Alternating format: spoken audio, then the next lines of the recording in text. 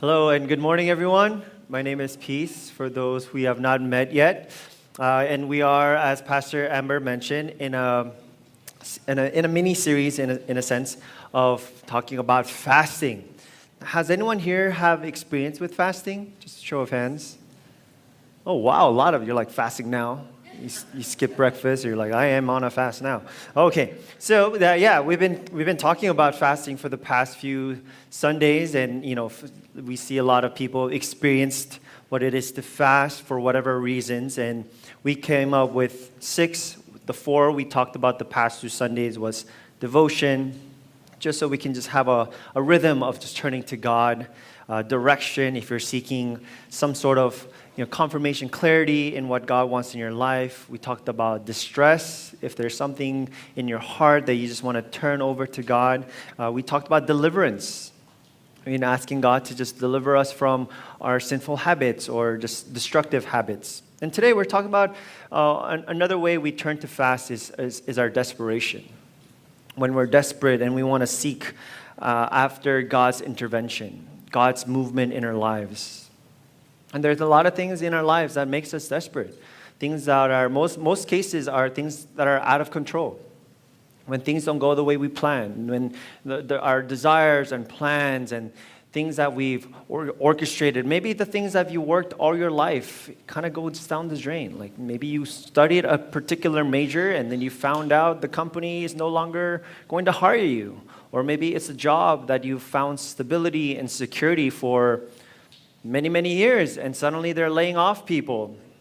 Maybe it's family. It's like people that you've treasured and put in so much effort and energy and love, and they kind of betray you, and they try to maybe use you at times. So we've all been in desperate situation, but desperation, and when it comes to fasting and prayer, it's not to manipulate God. It's a lot of times we look at spiritual practices and we think, maybe I need to do this in order to get God to listen to me. A lot of times, oh, that's a new thing. Maybe I should try it because God still hasn't answered my prayers. Oh, fasting's new. I've never done fasting. Maybe fasting is what it takes for God to finally get to hear what I have to say and for Him to finally answer me, right? Fasting and all these spiritual practices are good, but once we forget the purpose of them, that's what Jesus was talking about. Remember in Matthew chapter 6, verse 16, He says, when you fast, do not look somber as the hypocrites do, for they disfigure their faces to show others they are fasting. Truly, I tell you, they have received their reward in full. And that's what Jesus was warning us, this performative nature when it comes to fasting or spiritual practices. It's not to get a leverage on God. It's not to get a leverage on people. It's not to feel better about yourself and say, I am fasting, they are not, my prayers should be answered. And you'd be surprised that their prayers are answered when they're not fasting, and you're fasting. You're like, what gives? What's the whole idea? So again, we see that it is not about the practice. It is the heart of practice. Where is your posture in all of this? So desperation is seeking God's intervention wherever we are in our lives. John Piper says, fasting is not about getting God to do what we want. It is a way of saying with our stomach and our whole body, I need you more than I need food, oh God. Maybe we can fill in our own blanks. I need you more than I need social media, acceptance, constantly needing to be praised and valued, needing affirmation. I need this job more than I need this career, more than this dream I aspire for, because that represents who I am, because I kind of attach my identity into that. So fasting is a way to strip all those things away and say, God, I just need you. Because we've all been in desperate situations. Like I mentioned, just going down the list. When a loved one is sick, we become desperate.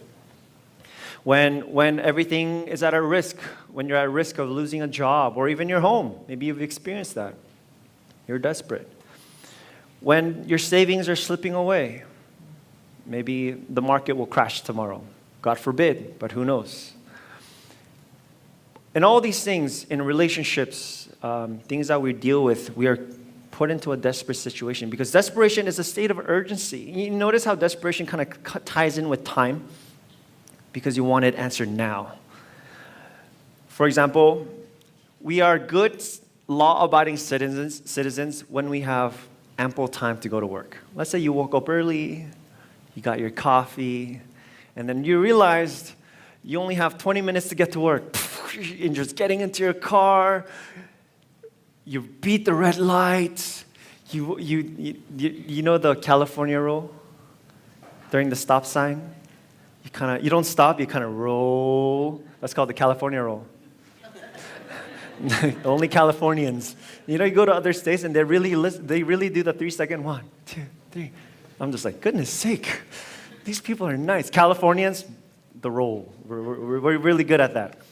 We're in a hurry. We try to get there fast. We need the answers now. And then that's something we carry in our hearts when it comes to urgency. And we kind of project that into God too. It's like, God, why aren't you in a hurry? I am panicking. You should panic too. I am in a hurry. Why aren't you in a hurry to answer me this? I feel like I need this job now. God, why aren't you answering me now? And we see in our desperation, it reveals our true nature. We're not as patient as we think we are. We're not as kind as we think we are. We're not as good as we think we are, because when everything was nice and calm, we obey. Maybe we do the 3-second 1, 2, 3. But when we get urgent, we speed through it. In fact, you get angry at others for slowing you down. You think, why is everyone so slow today? When before, you were maybe the one judging them. It's like, why are they in such a hurry? Gosh, chill. But now that you're not chill, that's just how it is. It reveals our true character. And in that true nature, God invites us. And that's the wonderful and the beauty of God. God does not push you away. He doesn't say, hey, take a time out before you talk to me. He says, talk to me in that urgency. Share with me that heart. And I'll work in you, and I'll refine you. I will reveal more things in your life than you can ever imagine. And that's really the gift of fasting, that God invites us to be desperate before Him. God does not shy away and say, hey, that's not my problem. But He understands the urgency that we're feeling, and He's willing to walk with us through it. And He's going to teach us more things about ourselves than to just fix situations, than give you what you're asking for. He's going to begin to fix us and work in us. We've heard desperate times leads to desperate measures. And sure, yes, we've had our fair shares of desperate times, and we've maybe taken desperate measures when we took shortcuts. Maybe for a student, being desperate for a grade, maybe we've cheated. Maybe in a relationship, desperate for acknowledgement, we've taken different routes that are just not something we're proud of. But whatever the case is, God invites us still. And He offers fasting as one of the ways to express our desperate measure.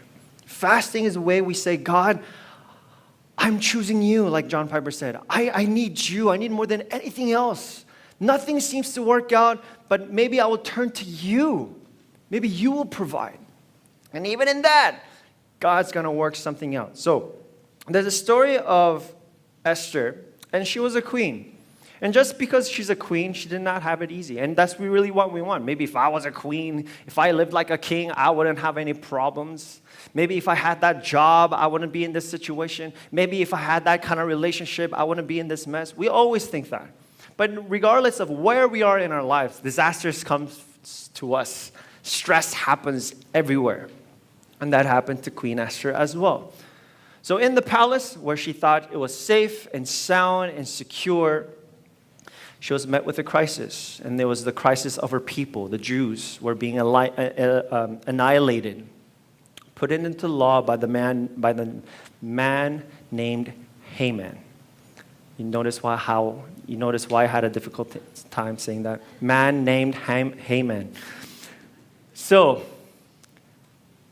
he hated the Jews, convinced the king to put it into law.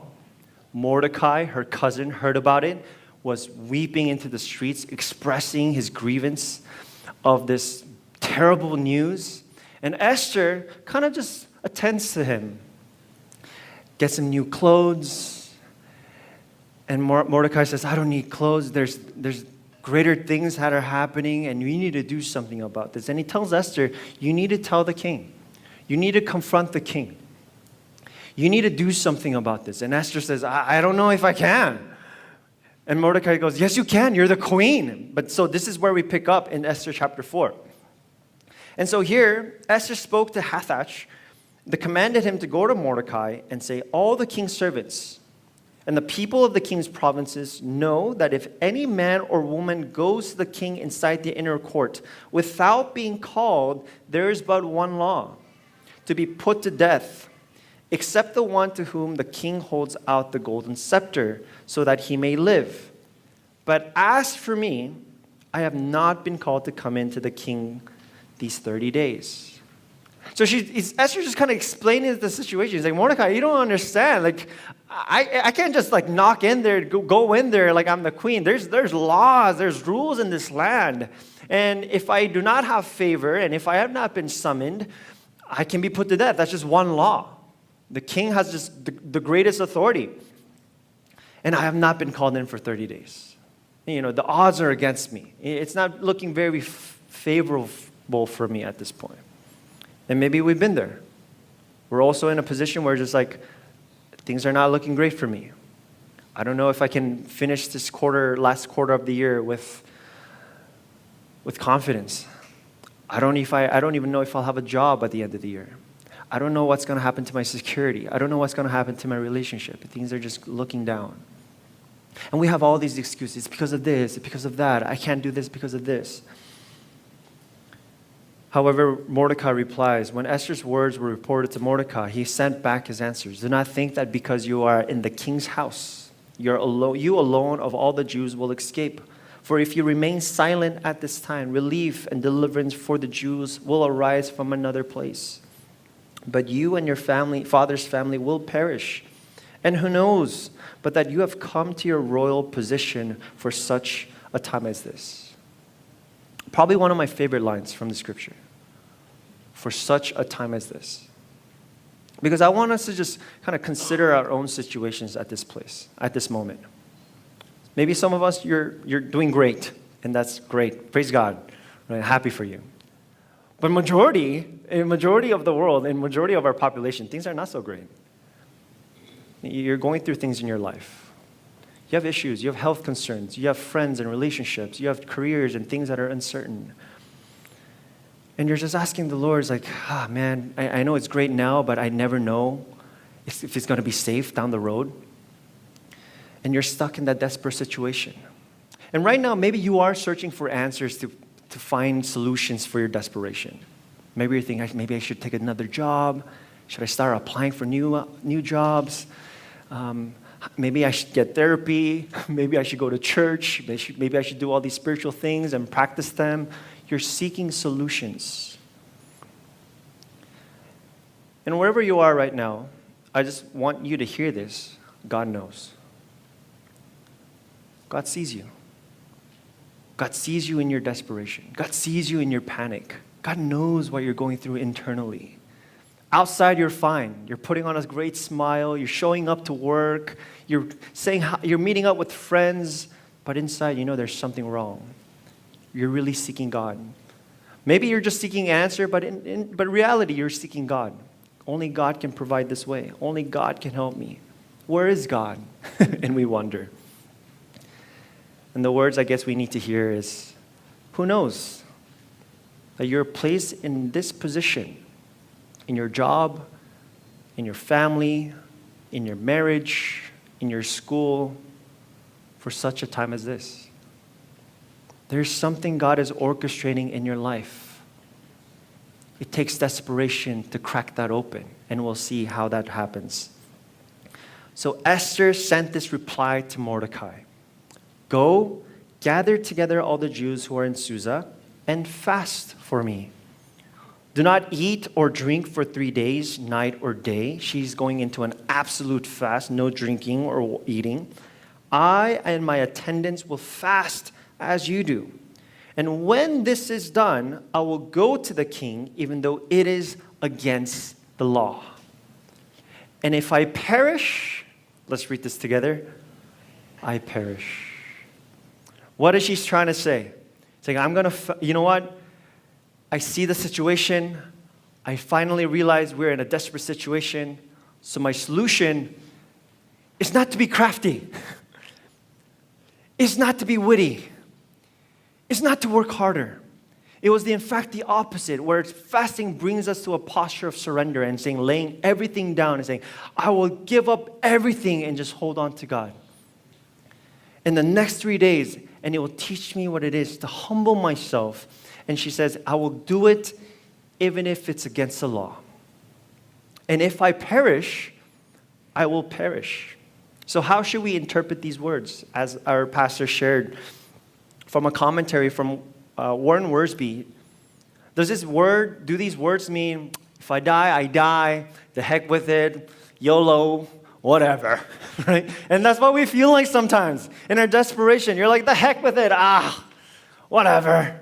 If I lose my job, I'll just be freelancing all my life. Or if I lose my job, then I'll do art. No, just kidding. Anyone into art? We love you. You're welcomed here. We appreciate you. The world needs you. Whatever. We just say, you know what? I just throw it in. It's a sentiment of giving up. If I perish, I perish.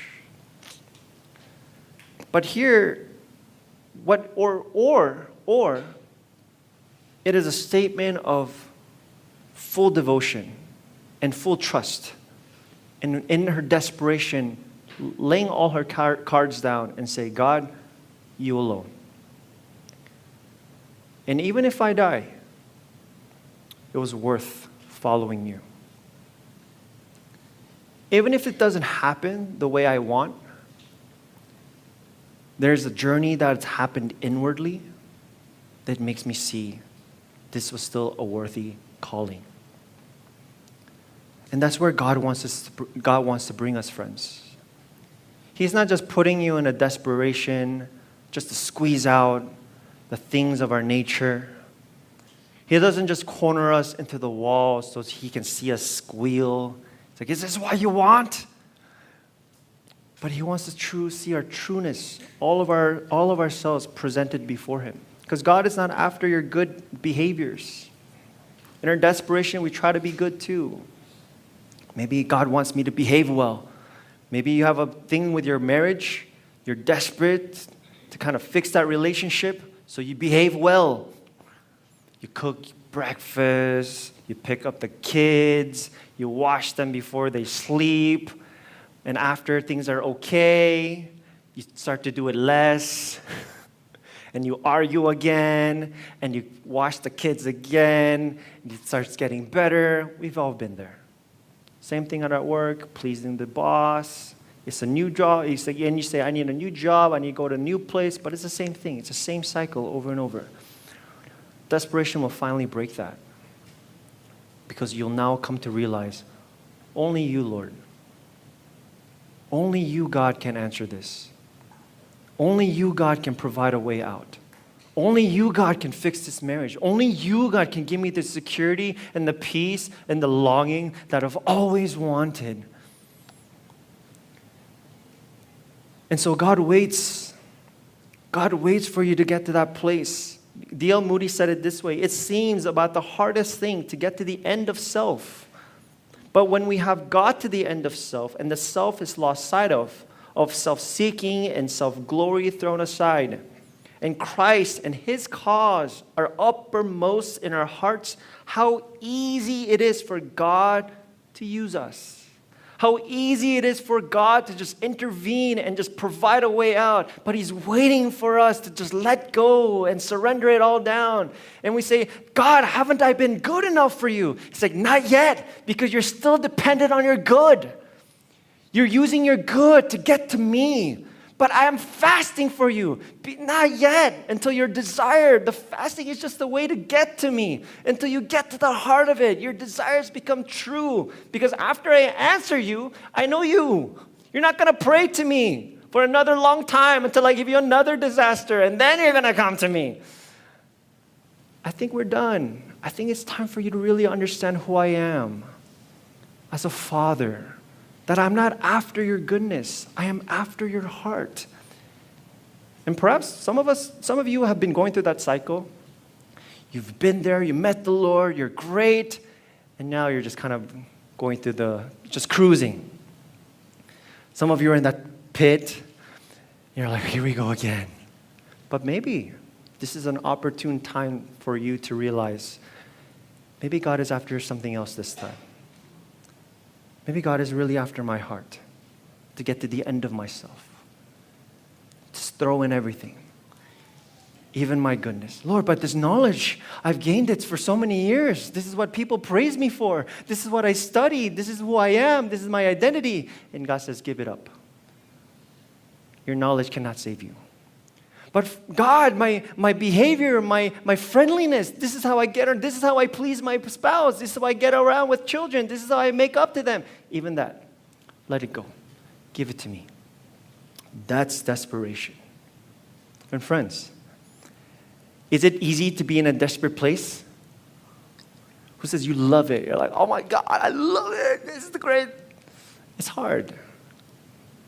But but what do we want more? As we read earlier from John Piper, God, I'm willing to let go of everything if I can just have you. Until that becomes real, we enter into a prayer and fasting and seeking after God. Allow these desperate moments be turned into statements. Our pastors would remind us, desperate moments are hard. It's difficult. Marriage is falling apart, kids out of control, things unstable. But make it a statement where you say, I chose God, and despite all these things that are against me. Same thing with Esther. I choose God, even the law is against me. I choose God, even the government is against me. I choose God, even though my gender is against me. I choose God, even fasting can be against me. Because I'm going to fast and then I'm going to approach the king? That doesn't make sense. I should be strengthened. I should be working out. I should be healthy. I should look glamorous. I should look fit. No, she let all that go and say, and I still choose God. That's my statement. That's my story. And we choose to make that. And where God invites us. So wherever we are at, consider our hearts to be just open to the Lord and say, Lord, receive me. Journey with me as I learn in this stage of my desperation. I am in a hurry, but teach me to let go of that as well. As you're dragging along. Because we may feel like we're in a hurry, right? But God is not in a hurry. We may feel like rushed. I need to get this now. I need to provide for my family now. I need to be this caretaker now. But God, He's waiting for you. And He's not in a hurry. Which leads to our second point, is where we want to stay in dependence. Because we want to stay in the Spirit's power. Fasting and prayer, hopefully it's not just a one-time thing. And God in His mercy provides. And after we receive the answer, we kind of tend to drift away. And how amazing is that? God allows that to happen. But maybe for some, we're saying, maybe it's time I mature and realize everything is from God and I want to stay in God. Staying in all that He's given me. Maybe there's maturity in understanding God is there when I don't have everything and I'm in desperation, and I still hold on to Him in everything He's answered as well. And that's where He's waiting for. Fasting breaks us because at the end of ourselves is the beginning of God's intervention. And as God begins His work, we want to stay in that work. Are you with me? Are you following? You don't want just God to start things and be like, all right, I'm off now. Thank you. But we want to remain there, humbly, posturing ourselves in dependence in God and saying, God, thank you. Like I needed you when I didn't have food, I need you now while I'm still eating. Well, I needed you when I didn't have a job and things were looking bad. I need you now when I do have a job and things are looking great. Because I know my heart, I know my nature. I'm gonna fall away. I'm gonna seek good things after this. I'm gonna follow my pursuits and pleasure. I'm gonna forget about you. So God, I need you. I need you to just hold me together and keep me humbled.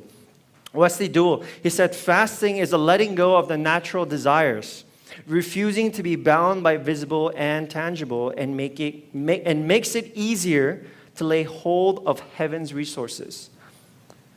We do not manipulate or command the Spirit, but we become increasingly available to Him as we fast and pray, right? Our hearts are open, we're desperate, we're coming to Him more often. Prayer becomes a lifestyle. He's able to say new things to us, to have new access to us. I can never thank God enough for what He has done, what He has said at such a time.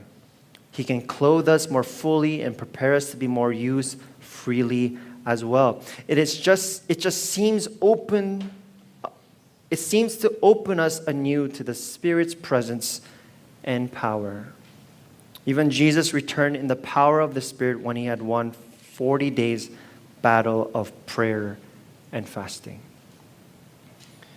How Jesus even demonstrated and full of the Spirit. We find that in Luke chapter 4, verse 1. Full of the Spirit, left the Jordan and was led by the Spirit into the wilderness to fast for 40 days. And as He returned, Jesus returned to Galilee in the power of the Spirit, and news about Him spread throughout the whole countryside. I think this is part of our walk with God that we don't get to talk about a lot. A lot of times we talk about receiving the Spirit, letting God comfort us and heal us and be with us in the time of need, but we hardly talk about stories where the power of God is lived out and demonstrated in our lives. Where the power of God changed your trajectory of your life. It gave you a new vision, a new purpose, a new desire. A lot of times our Christian walk is, I have this desire, and God's Spirit help me and comfort in me to follow my desire. But the power is activated and lived out when we surrender and open our hearts to Him. Where desperation led us to the habit of just seeking Him over and over, our hearts become open, not just to our prayer requests, but the heart of God. Saying, oh, this is what God was waiting for. God doesn't care so much about my job. He cares about me and how I am transformed and being like Him. He doesn't care that I behave well for a good 3 months. He wants me to be well behaved for the rest of my life and let it come from love and abundance and not out of transaction. This is what He was after. And we get to see that, and we want to live in that and in the power to sustain us, to carry us through, because our nature comes, right? God changed you. You're so impressed. You love your spouse. You love your family. You have a bad day. Your old self comes back. So we want to hold on to God and say, God, keep me there. Help me stay in your power. I'm turning into peace, the old peace again, where I'm trying to manipulate. I'm trying to convince people. God, I need you. And friends, in Psalm 73, the psalmist realized, my flesh and my heart may fail, but God is the strength of my heart and my portion forever. Even a verse before this, the psalmist asked, whom have I in heaven but you? On earth, there's nothing I desire beside you. Maybe he's a psalmist that kind of explored, kind of ventured off, kind of tried to find his own solutions, his own ways, and realized there's nothing on earth I desire. Because everything in this life just kind of tends to fade away. But God is the strength and my portion forever. Remember, our senior pastor reminds us, the longest travel, the distance traveled, is from your mind to your heart. To know this here, God is the portion, my strength and my portion forever. We sing it. God is the strength and my portion forever. but to let it travel into your heart so that when Christ has come, He's my strength and my portion forever. When we lose our patience, He is my strength and my portion forever. When we lose and go through a crisis, He is my strength and my portion forever. That becomes real. Because God is not after your theology. God is not after your philosophy. God is after you. He did not come here as a teacher. He came as a savior to give you life. Not to see life from a distance, but for you to experience that life. To experience power. He didn't just talk about power. He said, you will have power. And you will be able to change. You will see a difference in your life when you stay dependent on me. So fasting becomes a regular rhythm for some people, to make it into a habit of depending on Him. It's no longer about this diet. It's no longer out of guilt. It's no longer out of obligation. But it just becomes a regular cycle in their lives that every time they're going on a fast, it just reminds them, I need the Lord. So there's another person I want to talk about, a profile by the name James Hudson Taylor. So he was a missionary, and he said this, a wonderful quote, God's work done in God's way will never lack God's supply. A statement that says, I will continually hold on to God. He was converted at the age of 17, and at the age of 21 became a missionary to China from England. So huge burden, right? Like the Holy Spirit just came up in, my life, I want to serve the Lord. 21. Went overseas, served in a country in the 1800s from an Englishman to serve those who are unfortunate in the middle of a war, disease. And that's what he said. God's work done in God's way will never lack God's supply. And prayer and fasting was just the regular rhythm of this man's life.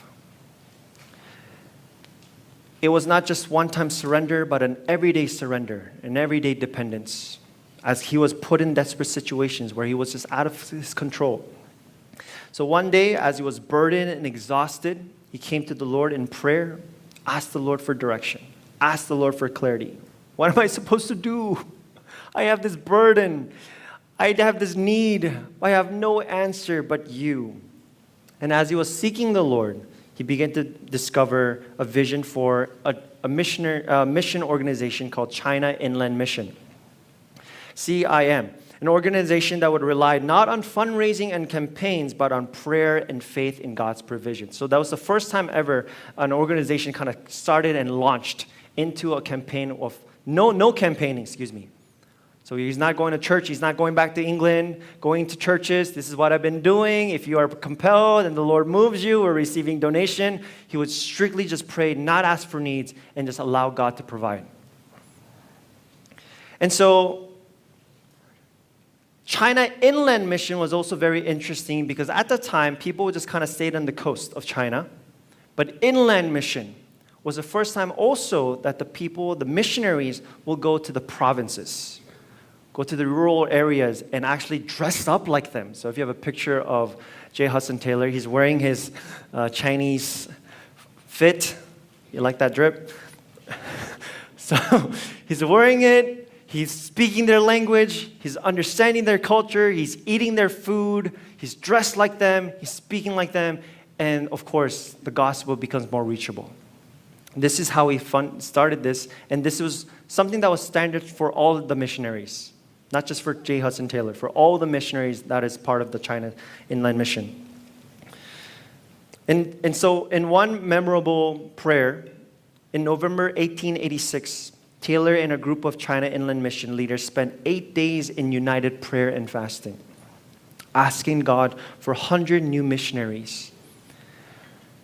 There's power when we come together in unison, saying, God, we need you.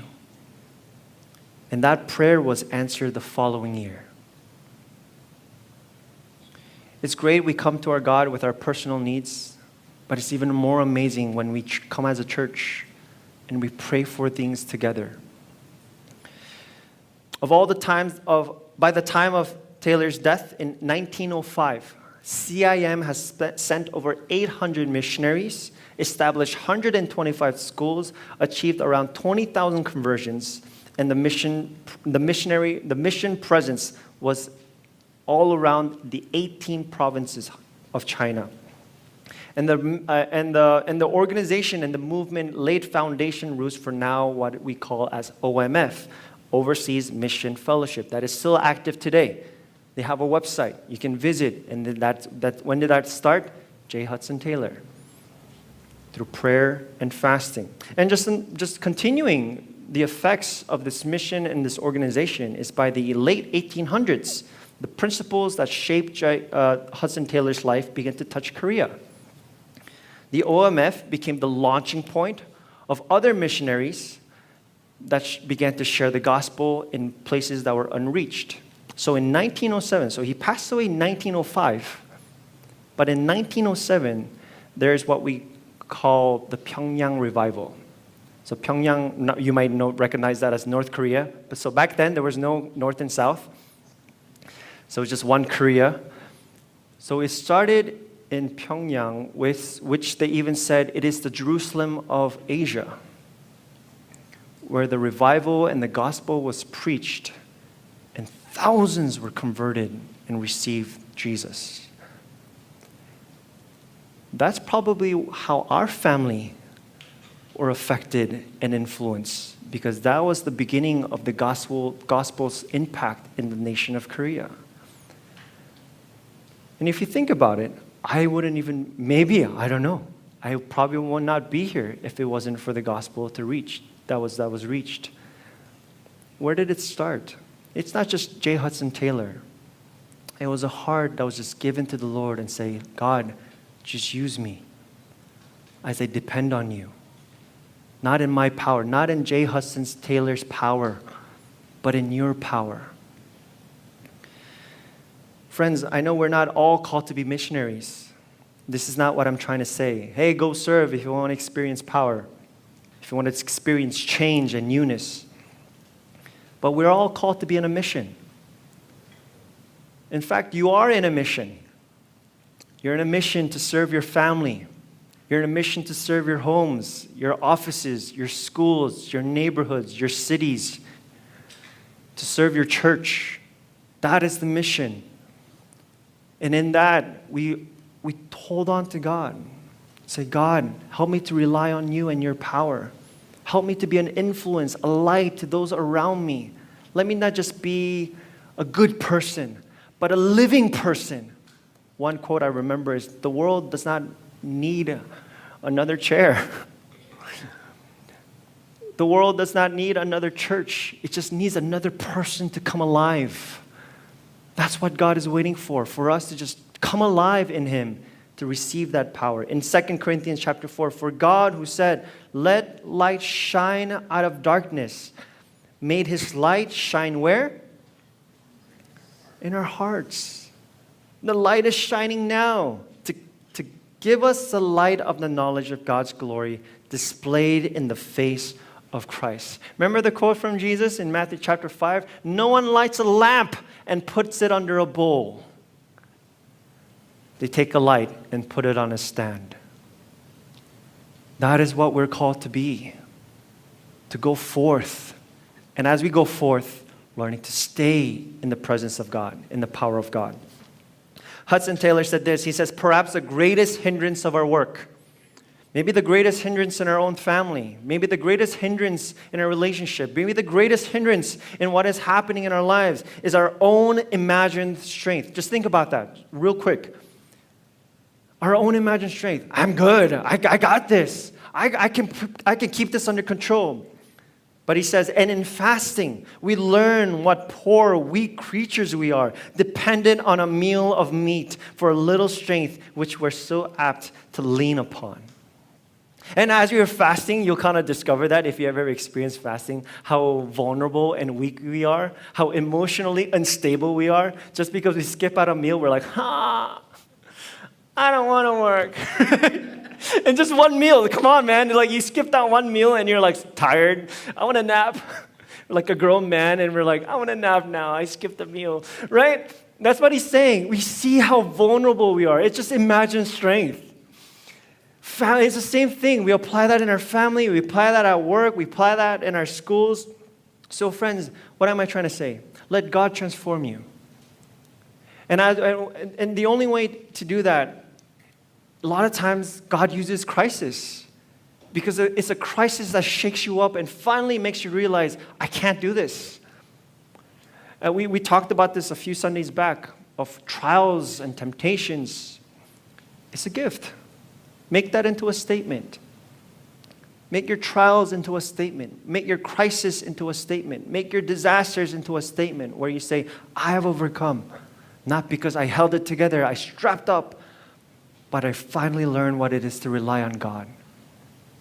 John 15, Jesus reminds us, abide in me. That is the secret. Abide in me, remain in me, and I in you. Stay with me.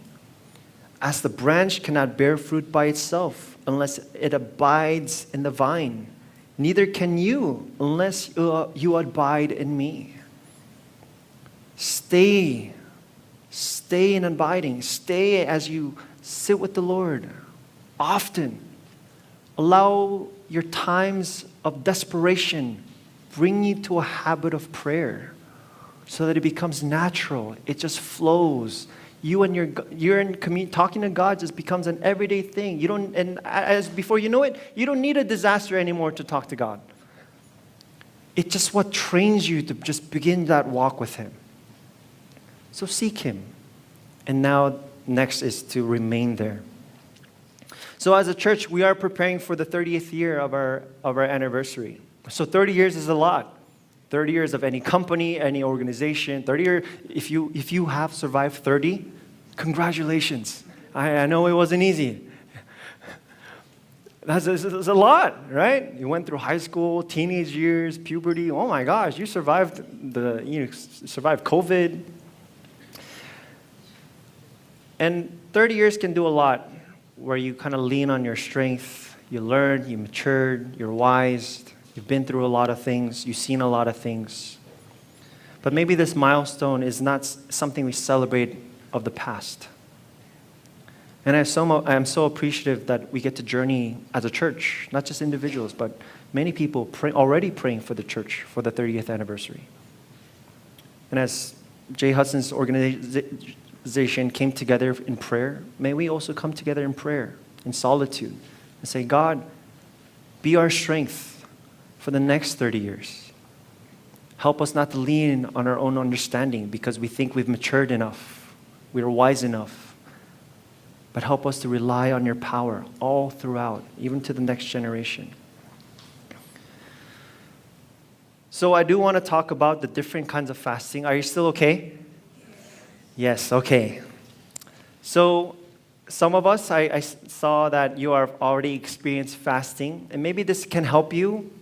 Maybe for some, this is something very new, and you're like, this is strange, I don't like this, I understand. So if you're first time hearing about Jesus and God and church and fasting, just kind of consider it and just kind of put a pin on that. But if there's a desire and you just want to learn more and you want to practice this, here are the 3 different kinds of fast. The first is the partial fast. So the partial fast is something that we see in the book of Daniel. So Daniel went into a partial fast where he just abstained from certain kinds of food. So he abstained from meat and wine, alcohol. So you can also do that, saying, I abstain from certain foods in your life. Vegetables. No, just kidding. You should eat vegetables. So whatever you choose and you just want to make it your time with God and saying, Lord, I surrender this to you for this number of days or this how long, make it a partial fast. You can skip meals, so that could be a partial fast where instead of eating dinner, but here's the thing, you still want to spend time with God. It's not saying, I'm so busy, I don't even eat breakfast, I'm going to make it a partial fast. It's not even, I need to lose weight, so I do want to cut sugar, so I'm going to surrender sugar, God. But it's just to say, God, as I'm surrendering sugar, maybe it is, I want to rely on you. Teach me what it is to walk with you. As I skip breakfast, God, I want to spend, instead of skipping breakfast and using that time to eat, I want to pray. I want to seek you. Whether that's a meal, again, you can do a liquid fast, so you can do juice, coffee, still drink coffee, still drink tea. But here's one thing, be specific what kind of liquid you're going to be on or what kind of food you're going to abstain on. Because you can kind of like, oh, it's a donut. If I blend a donut, can that be liquid? You know, so just be very specific, right? So our pastors, we were one time sharing stories like that. And for me, I love going to the gym, so I still drink protein. I mix whey into my water because it's liquid. And I was like, God, I'm not cheating. It is still liquid. But I got 20 grams of protein. So you just want to be clear. You just want to just commit and say, Lord, this is specifically what I offer to you. There's the normal fast. This is where most people are going to be in a rhythm. It's going to make it into a lifestyle. The ancients did twice a week. So twice a week during their life, they just made it into a normal fast. So normal fast is abstaining from food, but water is okay.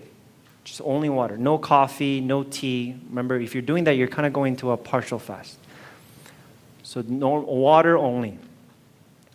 So there's plenty of people in the Bible that did normal fast. Jesus did a normal fast. He drank water. But again, it's more of the rhythm and the lifestyle of getting into the normal fast. And there's the absolute fast. The absolute fast. So we read earlier that Esther entered into an absolute fast. She said, do not eat or drink for 3 days. And an absolute fast is an exceptional measure, according to Arthur Wallace, for an exceptional situation. So it's not something we do as a rhythm. Perhaps if that is what God calls you, if you're in a situation, it's like, I'm gonna turn to Him in desperation. This is what really breaks me. This is really what makes me pray and seek God. That's for you. It is something usually reserved for spiritual emergencies. One knows of extreme cases of need which have not yielded to normal prayer and fasting, but which have responded when the intercessors were led by God to fast absolutely. So this is extreme cases.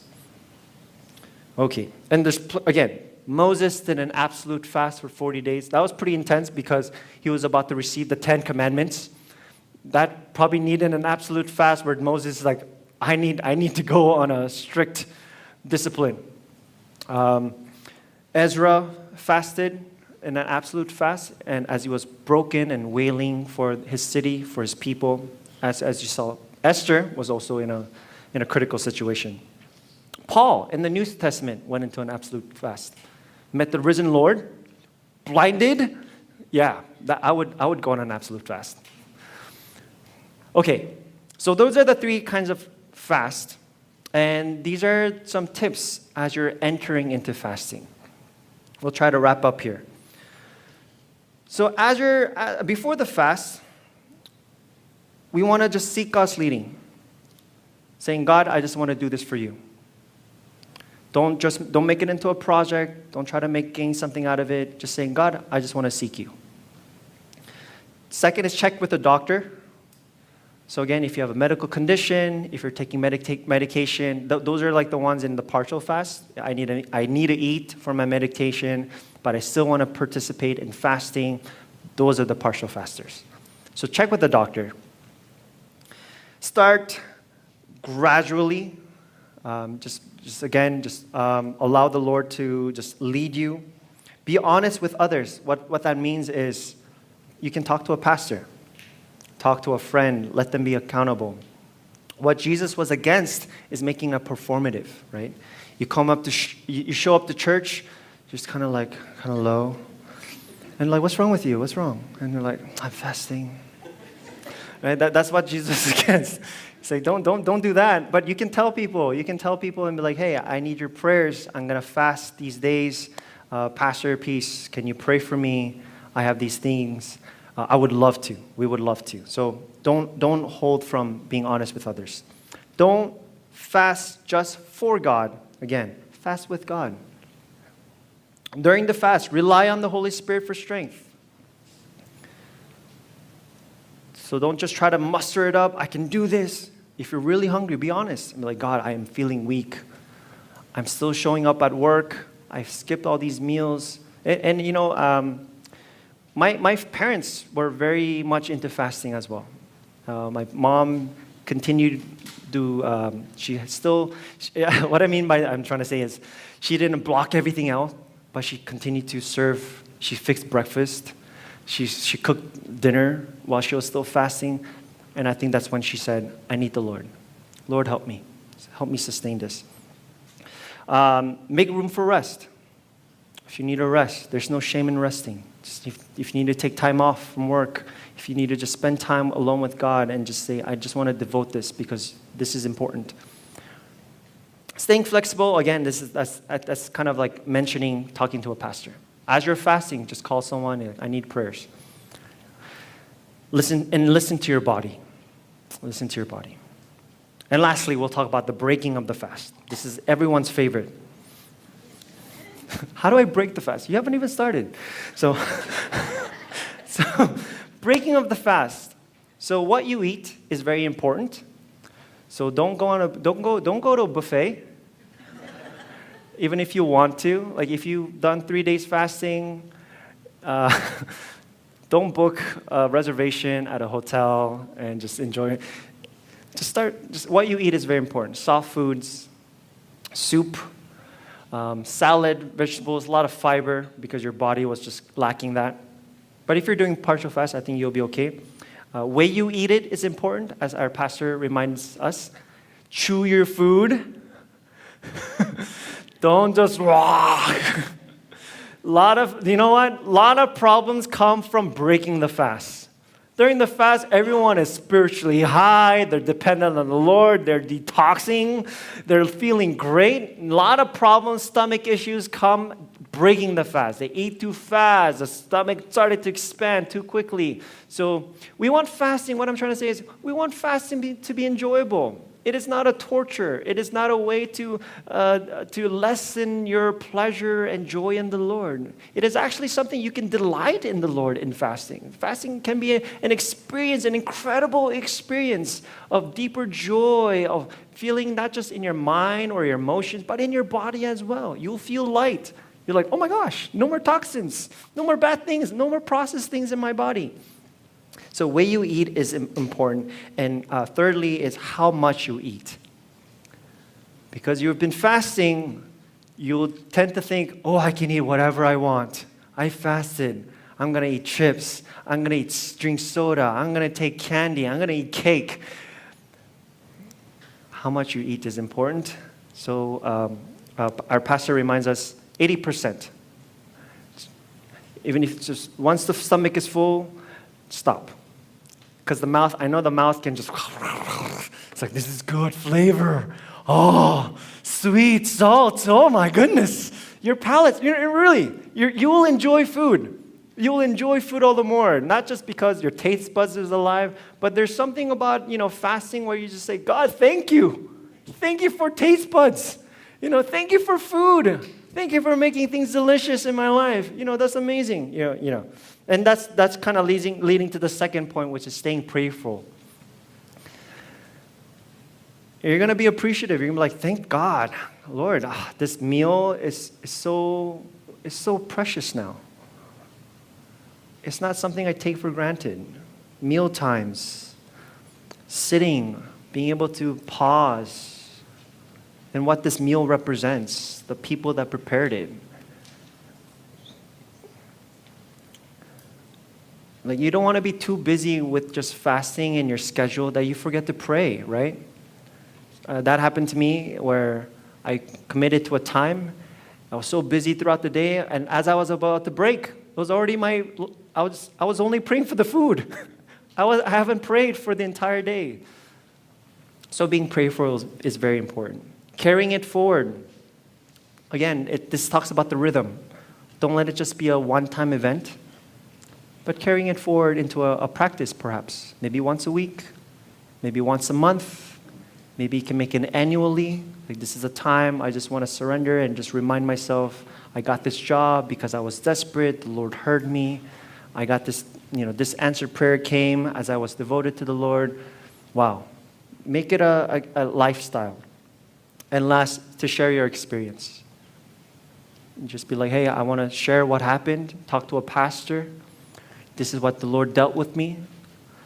Asking and just hearing their thoughts as well. So it's quite a journey, as you can see. I hope you're excited. I hope this gets you kind of like, oh, I want to try fasting. And if that's you, then that's great. I love that. You can also join our church as we have a regular rhythm of fasting, what we call our anchored. We have one coming up this end of this month, the last Saturday of September. So 10 to 3, we have our time of fasting and coming together in prayer, and you can join us for that. So wherever we are, God says this in Jeremiah 29. You will seek me and find me when you seek me with all your heart. That is a promise, friends. He's not playing hard to get. He wasn't saying, I want to hide and you have to try hard. He's like, no, you will find me. But what's the key? With all your heart. When you're desperate and you give all your heart into prayer. When you're staying dependent and you give all your heart into just staying there. God, I am tempted to do this in my own power, but I am staying here. I am searching for you with all my heart. So wherever you are, can I ask you to stand? And just holding on to that promise. God, you said, I will find you. Help me to search for you with all my heart. If that takes fasting, Lord, where do I start? Show me. I don't know. I'm scared. I'm nervous. I'm anxious. I'm excited. Whatever that may be. Can I just invite us to just respond and make this song your prayer at this time?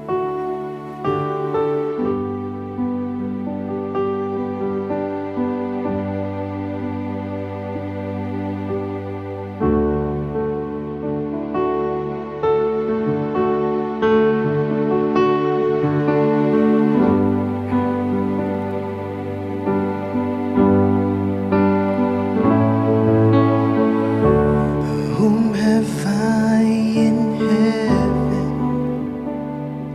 but you?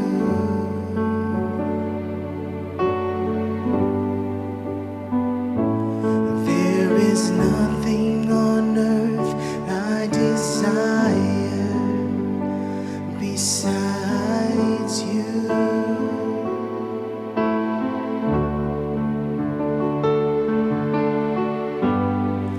My heart and my strength,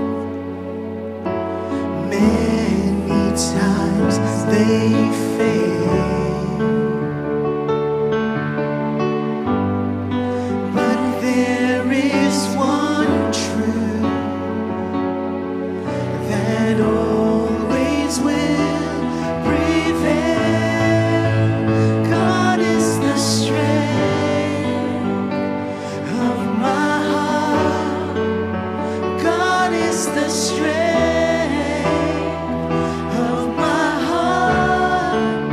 God is the strength of my heart and my portion forever.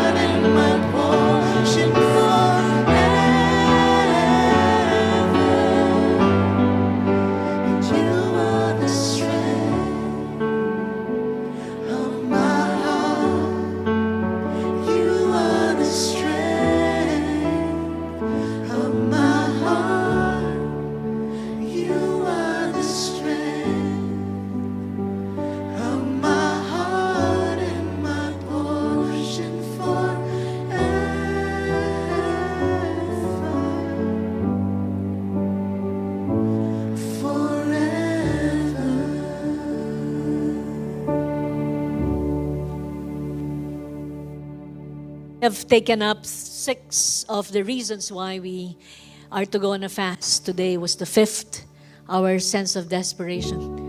I remember a time that I was holding our morning prayer. We would gather at 5 a.m. in the morning there at Circle Theater back home in the Philippines. And I remember a mother would come and she'd pray because her son was using drugs. And she would come every morning. And then after that, she disappeared. After a few months, she was there again. And I said, "You're back." And she said, "Yes, because my son, I think, is now addicted. There's so many signs. He is in desperate need." And so she was there. She was always joining us for prayer. But after some time, she disappeared again. And when she came back, I said, "You're back. You're back again." And she said, "Yes, my son is behind bars." I saw a mother who wanted to pray for the son. But the request for prayer is not as desperate as it's supposed to be. Something has to happen so that she'd remember her prayer or she could feel the prayer. It's a prayer that is oftentimes moved and motivated by something to happen outside, externally. I remember Hannah, when she prayed, she said, my soul is broken, my soul is grieved in prayer.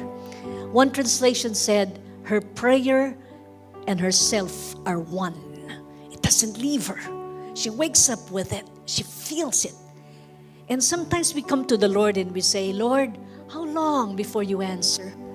Sometimes the Lord comes back to us and says, "How long till you really are desperate for the answer to come? How long till you are really desperate to say, 'Only you, I can't find it anywhere. You're the only one. I need a miracle. It is only you that can touch my son. It is only you that can deliver him. It's you.'" And that's what fasting does. Desperation. And that's the reason why Andrew Murray says, fasting is a way to express a heart that is now really desperate. And guess what? The more you express it, the more you feel it. The more you say, "I love you," the more you feel it. The more you kneel down, the more you feel. The more you fast, you feel it. You become one with that. You really find that prayer becoming something that is desperately coming before God. If you seek me with all your heart, you'll find me. And sometimes our testimony is affected. We lose patience. We lose our joy. We become wicked. We become a nagger. We become difficult. We become less understanding. It's hard to live with someone that we find ourselves against in many ways.